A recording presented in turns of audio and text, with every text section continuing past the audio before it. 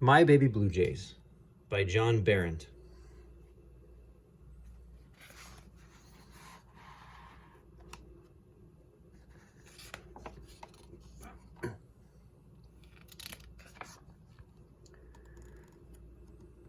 I live in a white house on a quiet street in a big city, New York.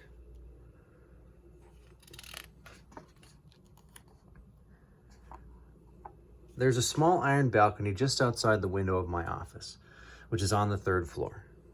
One day, a blue jay landed on the railing of the balcony. It surprised me because I don't often see birds so close up. The blue jay inspected the balcony very carefully.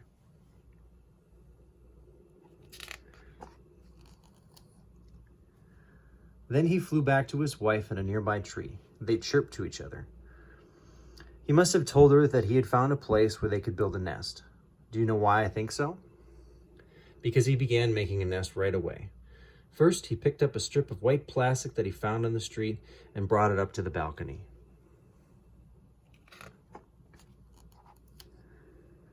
And then he and his wife added twigs and grass until the nest was finished. You can see even the original strip of white plastic sticking out of the top. Very soon, Mama Blue Jay laid an egg in it. In fact, she laid 3 eggs. Then she stood guard over the eggs to protect them from cats or squirrels who might come along and steal them. I kept a lookout too. After a few weeks, 3 little blue jays were born. They settled into their new home and were very curious about anybody, like me, who took a close look at them.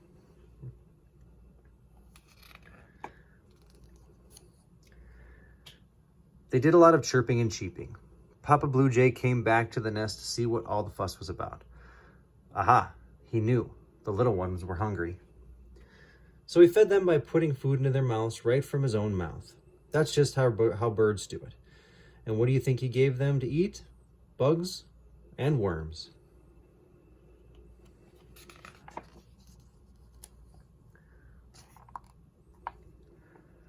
After a few weeks, it was time for the baby blue jays to leave the nest and go out on their own, to run around, to hop, and best of all, maybe to fly.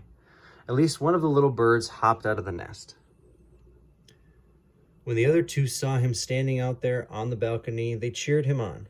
They too were eager to hop out of the nest.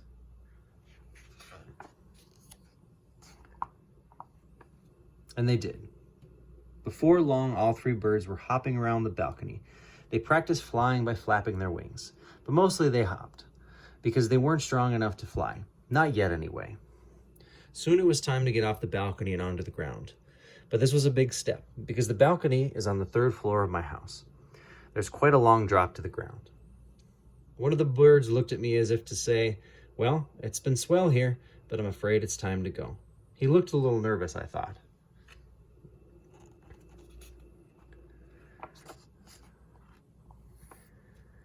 But he gathered up his courage and squeezed between 2 of the bars and out into the air. As he fell, he fluttered his wings frantically. Not enough to fly, just enough to slow his fall a little bit. He landed with a thump. Not a bad one, though. And he found himself on the doormat in the front of my house. Being a cautious fellow, he looked first to the left and then to the right. Then he took one last look up at the bird's nest. And without further ado, he stepped off onto the mat, onto the brick courtyard, and hopefully into the big, wide world.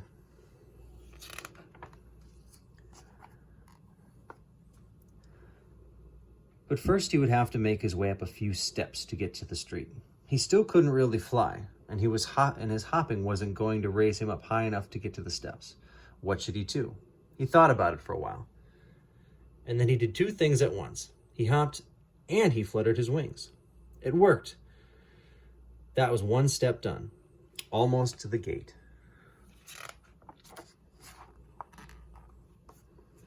At last he reached the top step, and he looked out through the gate onto the sidewalk. Once again, he looked first left, and then to his right. And then he took his first steps out onto 87th Street.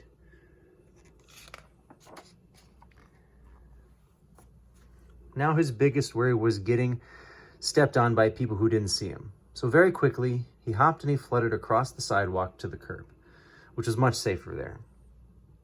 Okay, now that he was at the curb where parked cars were, he thought he'd take a little walk with the rest stops between.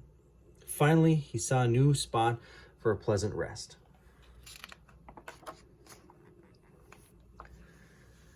He hopped onto a wooden fence around a small garden at the base of a tree a few houses up the block from mine. He was enchanted by a pretty pink flower. He'd never seen anything like it before. And he took a breather, because his first walk had been a strenuous one. Nobody would make the mistake of stepping on him here.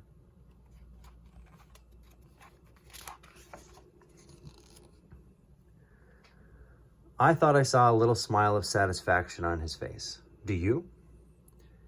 Later that day, he came back to my moss garden to say goodbye. I told him I would miss him, but I would always remember him and his brothers or sisters, because to tell you the truth, he couldn't tell which birds were girls and which ones were boys. But I did know that the big bird who laid the nest had to be the mama.